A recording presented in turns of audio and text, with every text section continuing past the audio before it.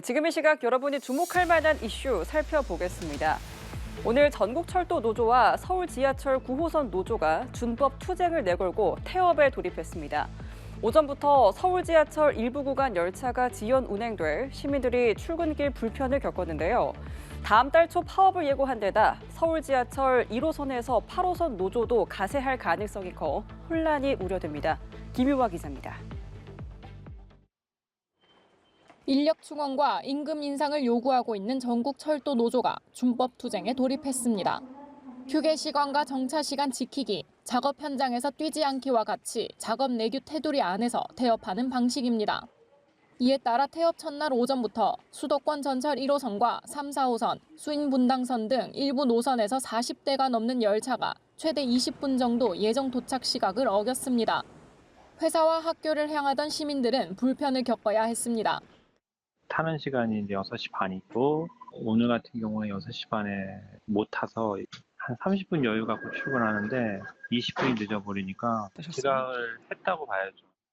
한국철도공사 코레일은 철도노조 태업으로 일부 전동열차가 지연되고 있다며 급한 경우 다른 교통수단을 이용해달라는 안내판을 세우고 비상수송대책본부를 가동했습니다. 철도노조는 오는 21일 총파업 예고 기자회견을 거쳐 다음 달 5일 무기한 총파업에 돌입할 예정으로 알려졌습니다. 한편 민자노선인 서울 지하철 9호선 노조도 이날부터 언주역에서 중앙보훈병원역에 이르는 구간에서 준법 투쟁에 돌입했습니다. 28일엔 경고성 파업을 하겠다고 밝혔습니다. 또 서울 지하철 1에서 8호선을 운영하는 서울교통공사에서 조합원 수가 가장 많은 제1노조도 찬반 투표 결과 파업 찬성이 의결된 데 따라 오는 19일 파업을 예고할 것으로 보입니다. 철도 노조들의 태업과 파업 예고가 잇따르면서 시민들의 불편이 가중될 수 있다는 우려가 커지고 있습니다. 연합뉴스TV 김유아입니다. 지난 11일 입동 이후 낮 기온 20도를 웃도는 따뜻한 날씨가 이어졌지만 주말 사이 급격히 기온이 떨어지면서 올가을 들어 서울에서 처음으로 최저 기온 영하 2도를 기록했습니다. 여기에 칼바람까지 함께 불면서 두꺼운 외투, 패딩을 꺼내 입은 시민들을 곳곳에서 찾아볼 수 있었습니다. 김선홍 기자의 보도입니다. 서울역 환승센터에서 버스를 기다리는 시민들이 하나같이 두툼한 겉옷을 꺼내 입었습니다. 한기설인 강풍이 불어오자 주머니에 손을 넣고 발을 동동 구르기도 합니다. 점퍼에 달린 털모자로 귀를 감싸고 따뜻한 커피를 꼭 쥔 채 언손을 녹이는 시민도 보입니다. 아침 기온이 영하권으로 뚝 떨어지면서 대부분의 시민들은 따뜻한 겨울 옷차림으로 중무장했습니다. 지난 11일 입동 이후 다시 낮 기온 20도를 웃도는 따뜻한 날씨가 이어졌지만 주말 사이 급격히 기온이 떨어지면서 월요일 서울 최저 기온은 영하 2도까지 떨어졌습니다. 주말이 지나면서 확 달라진 날씨에 급하게 외투를 꺼내 입었지만 그래도 느껴지는 추위에 본격적으로 패딩을 꺼내 입어야 할지 고민스럽습니다.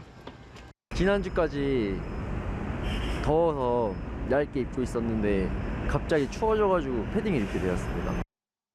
손 시린 게 너무 싫어가지고 지금도 손이 너무 시려가지고 더 추워지면은 진짜 어는 거 아닌가. 롱패딩 입었어야 되는 날씨? 잘못 입고 온 것 같아요, 지금도. 이번 주 강풍을 동반한 추위가 계속될 전망이 나오는 가운데 시민들도 본격적인 겨울 채비에 들어간 모습입니다.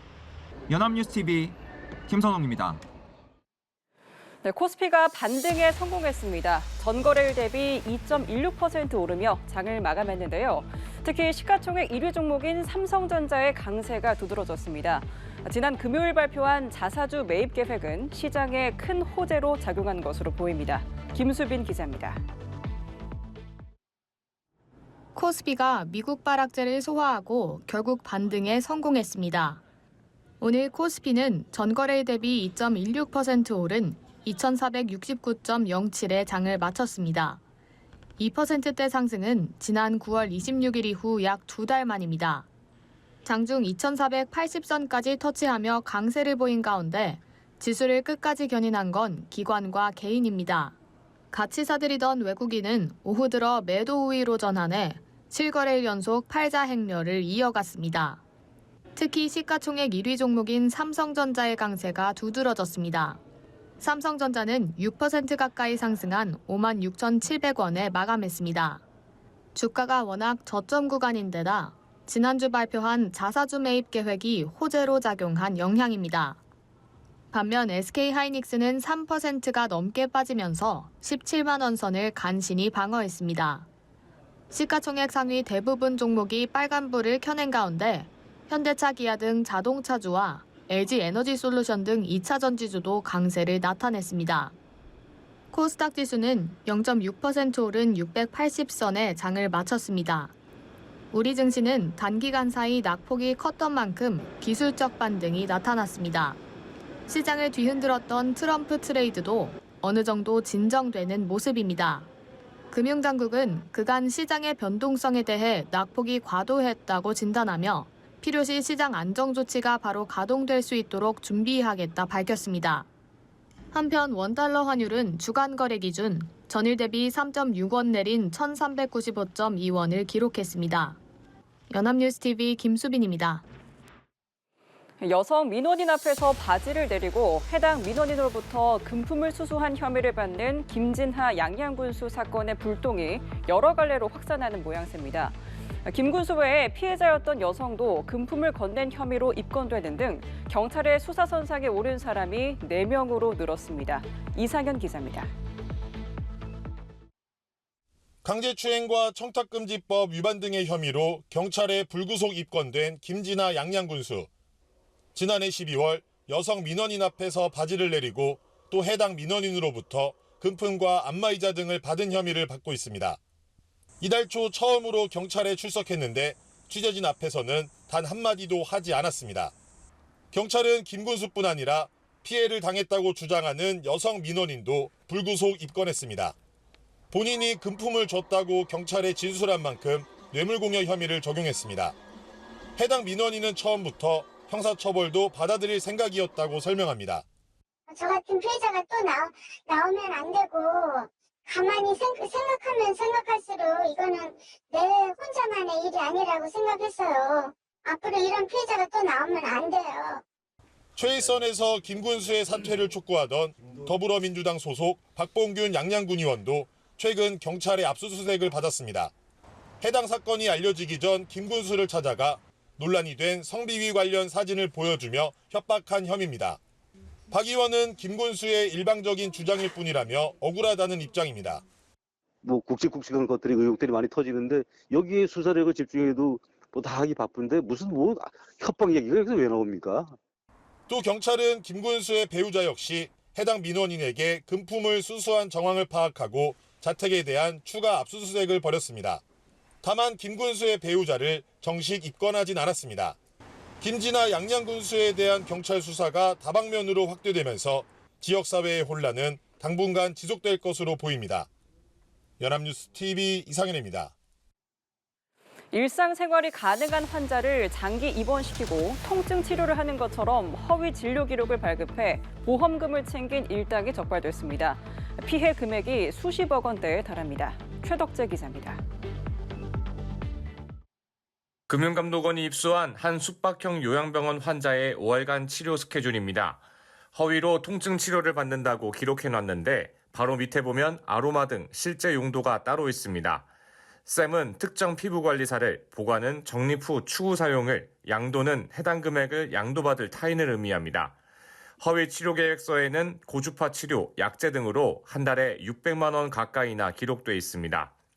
일상생활이 가능한 환자들에게 입원을 권유하고 통증 치료 등의 고가 허위 진료 기록을 발급한 후 미백이나 주름 개선 같은 피부 미용 시술을 받도록 유도한 겁니다.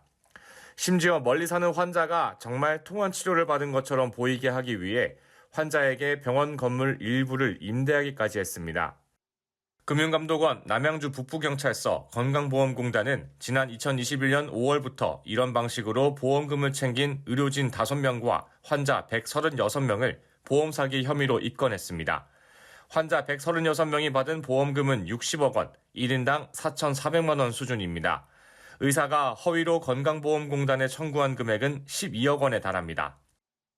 보험을 잘 이용할 수 있다라는 식으로 현혹을 시킨 거죠. 일반인 분들은 좀 별로 생각이 없다가도 그렇게도 될 수 있겠네라고 좀 쉽게 생각할 수가 있어요. 순간의 어떤 그런 결정을 함으로 인해서 같이 이제 보험 사기꾼이 될 수 있는 그런 위험성이 있습니다. 보험사기 방지 특별법상 보험사기에 동조하거나 가담하면 10년 이하 징역이나 5천만 원 이하 벌금에 처해질 수 있습니다. 비용을 아낄 수 있다거나 적립해두고 가족에게 양도까지 할 수 있다거나 일석이조라는 등의 유혹에 넘어가지 않아야 돌이킬 수 없는 결과를 피할 수 있습니다. 연합뉴스 TV 최덕재입니다.